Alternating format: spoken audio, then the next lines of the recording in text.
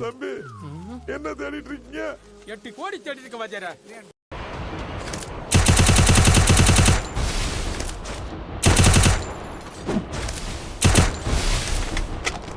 சோலி முடிச்சு.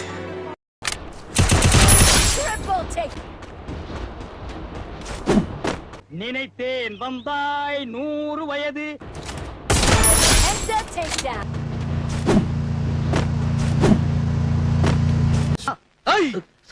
உடம்புல கட்டு போட முடியாத அளவுக்கு பண்ணுவேன். பீஸ் பீஸா விட்டுட்டு வேண்டாம் நாய.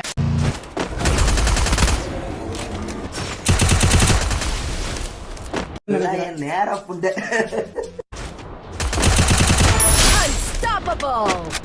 சேனலு எதா இருந்தாலும் அது கொஞ்சம் ஆதரவு கொடுங்க.